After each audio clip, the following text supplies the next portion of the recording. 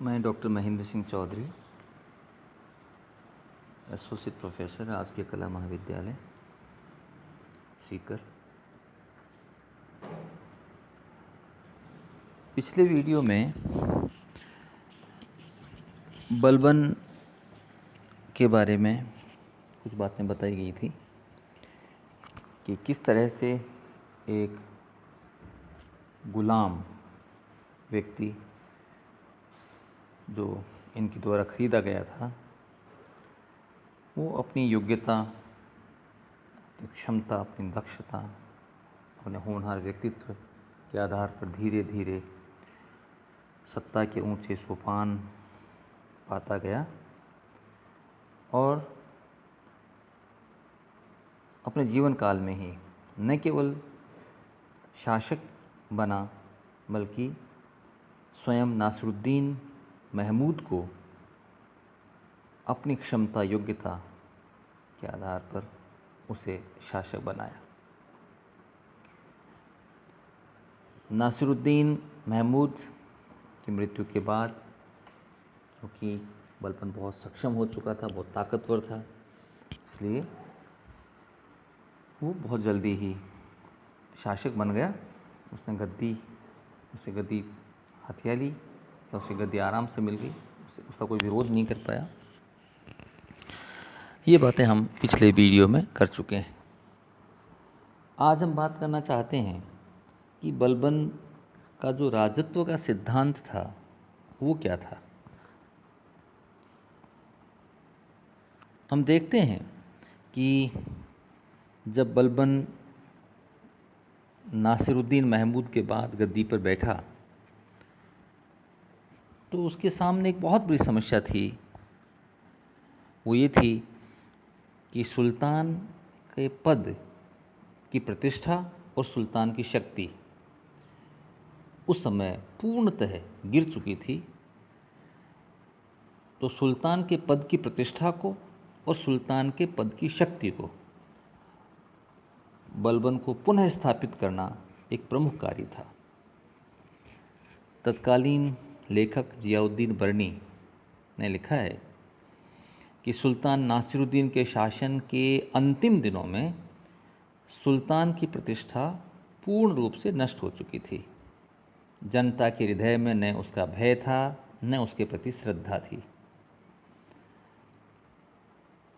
सरकार का भय, जो सुशासन का आधार और राज्य के प्रगति, यश, वैभव का स्रोत है, वो लोगों के दिल में ऐसी भावना अब नहीं रही थी और धीरे धीरे पूरी रियासत में हालात बहुत दर्दनाक हो रहे थे। बलबन ने इस दुर्दशा को ख़त्म करने का तय किया, निश्चय किया, और इसके लिए उसने सुल्तान की शक्ति, सुल्तान के पद की शक्ति, प्रतिष्ठा में फिर से वृद्धि करके, इजाफा करके, और जनता के हृदय में आतंक स्थापित करना चाहता था। तो बलबन के लिए ये बहुत महत्वपूर्ण समस्या थी कि किस तरह से वो सुल्तान के पद और प्रतिष्ठा या गरिमा को पुनः स्थापित करे। इसलिए सुल्तान के इस पद की प्रतिष्ठा को पुनः स्थापित करने के लिए बलबन को कुछ राजत्व के सिद्धांतों को प्रतिपादित करना पड़ा। बच्चों में बताना चाहता हूँ कि कई बार बच्चे राजत्व और राजस्व इन दो शब्दों में उलझ जाते हैं और दोनों को एक जैसा मान करके ही अपने विचार लिखने शुरू कर देते हैं। तो ये दोनों शब्द बहुत नज़दीक हैं, लेकिन बहुत फ़र्क है। बोलने में, लिखने में एक जैसे से लिखे जाते हैं, लेकिन इनका अर्थ बहुत भिन्न है।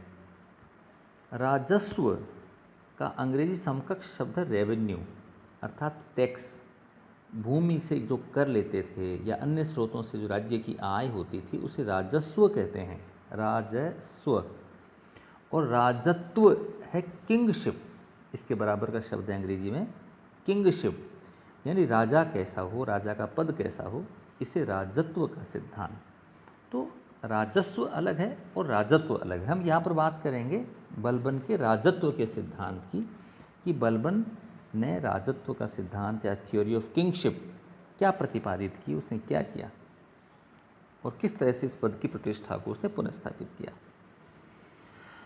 उसका ये जो नया सिद्धांत था, उसकी सारी शासन व्यवस्था का आधार था। देखिए, जैसा कि पहले बताया था कि लगभग 20 साल तक अपने शासक बनने से पहले, सुल्तान बनने से पहले बलबन को 20 वर्ष का प्रशासनिक अनुभव था और इस दौरान वो बहुत अच्छी तरह समझ गया था कि तुर्की अमीरों की शक्ति को कम किए बगैर वह सफल शासक नहीं हो सकता। तो उन समान जो उसके बराबर के जो सामंत थे या अमीर थे, नोबल्स थे, उनमें अपने आप को सबसे अलग बताना, तो सुल्तान की शक्ति और पद प्रतिष्ठा बढ़ेगी। वह दैवी सिद्धांत में विश्वास करता था, अर्थात वो मानता था कि सुल्तान में ईश्वरीय ज्योति विद्यमान है और हजरत साहब के बाद सुल्तान को वो सर्वोपरि मानता था। तो अन्य अमीरों से अलग हो गया, शक्तिशाली हो गया, उसकी प्रतिष्ठा स्थापित होगी, ऐसा उसने मानना शुरू कर दिया। इस तरह से वह निरंकुशता में विश्वास करता था। ऑटोक्रेटिक, निरंकुश यानी उस पर कोई अंकुश नहीं है। वह एक कट्टर मुसलमान शासक था, लेकिन जो धार्मिक पदाधिकारी थे, उलेमा थे, उनका प्रशासन में हस्तक्षेप स्वीकार नहीं करता था। भले ही वो निरंकुश था, लेकिन धार्मिक जो पदाधिकारी थे उनका प्रशासन के मामले में, राजनीति में उनका हस्तक्षेप वो स्वीकार नहीं करता था। उस पर अगर कोई नियंत्रण था तो वह सिर्फ कुरान की आयतों का था या स्वयं की धार्मिक मान्यताओं का था। वह सुल्तान को पृथ्वी पर अल्लाह का प्रतिबिंब मानता था, शेडो ऑफ अल्लाह, गॉड का शेडो, प्रतिबिंब मानता था। वह केवल अल्लाह से डरता था और निर्णायक दिवस में विश्वास करता था। इसलिए कहते हैं कि बलबन भले ही निरंकुश था, लेकिन निरंकुश होते हुए भी वो पूर्ण निरंकुश नहीं हो पाया, क्योंकि वो अपनी इन धार्मिक मान्यताओं से बंधा हुआ था। बलबन के राजत्व सिद्धांत के अनुसार ईश्वर सिर्फ ऊंचे वंश के लोगों को ही शासन सत्ता सौंपता है, ऐसा उसका मानना था। और अपने शासनकाल में इसलिए उसने उच्च वंश के लोगों को ही महत्वपूर्ण पदों पर नियुक्त किया और अपने आप को सामान्य व्यक्तियों से दूर रखने का प्रयास किया।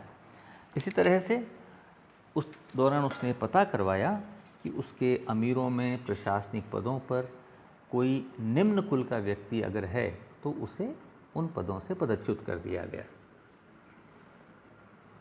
बलबन आतंक को सुशासन का आधार मानता था। हमने उस समय पिछले वीडियो में बात की थी कि किस तरह से बंगाल के विद्रोह को दमन करने के बाद में उसने एक आतंक की तस्वीर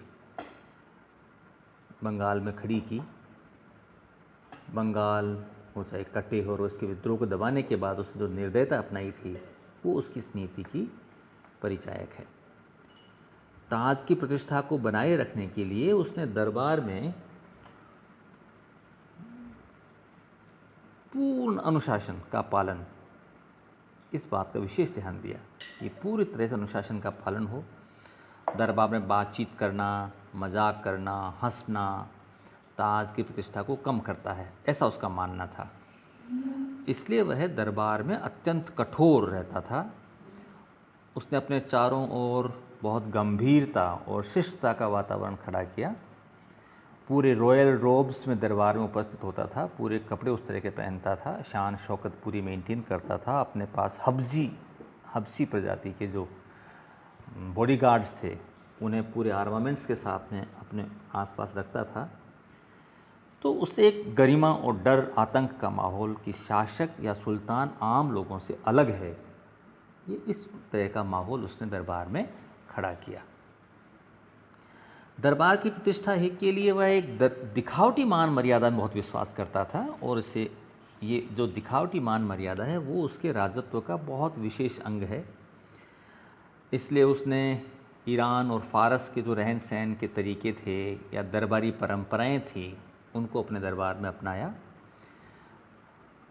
दरबार में उसने दो जो फारस की परंपरा थी, मुख्य रूप से पैबोस और सिजदा।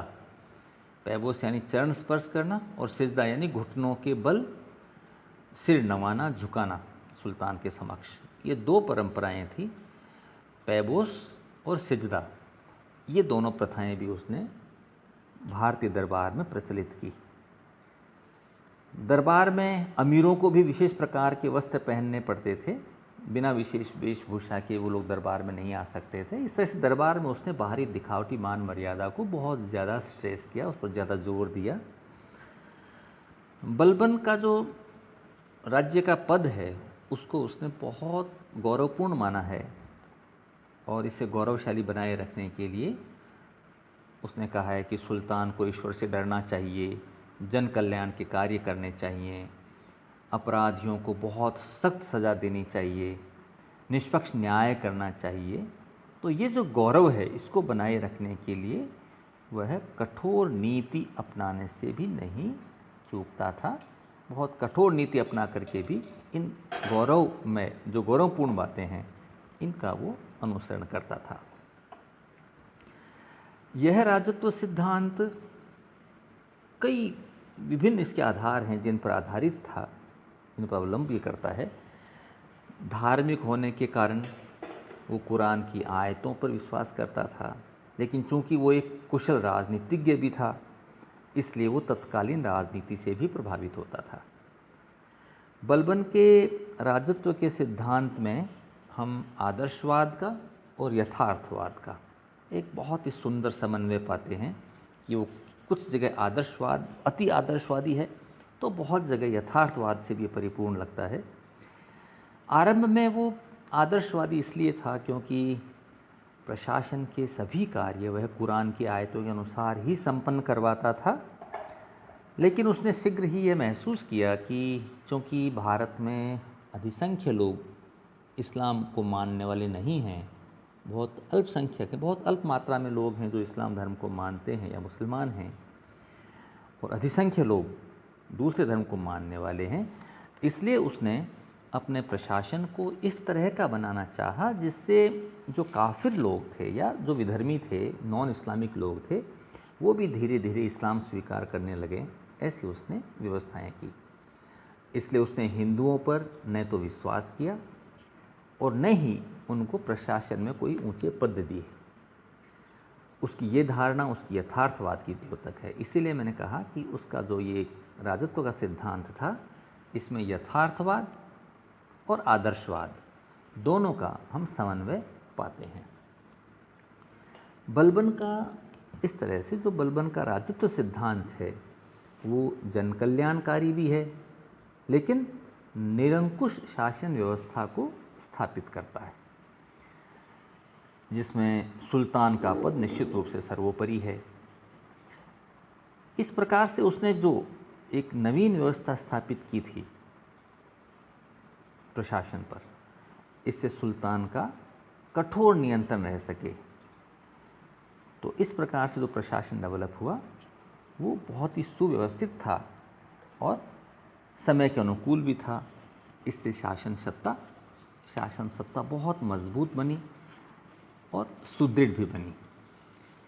तो हम पाते हैं कि इसकी इन सिद्धांतों के फलस्वरूप निश्चित रूप से दिल्ली सल्तनत का जो सल्तनत उस समय काफ़ी कमज़ोर हो चुकी थी, सुल्तान के पद और प्रतिष्ठा में जो गिरावट आ गई थी वो पुनः हुई।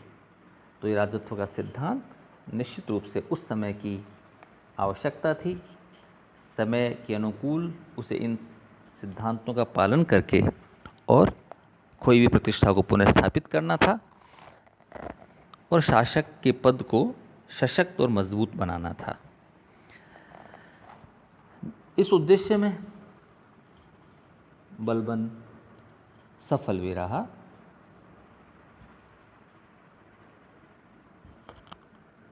Thank you.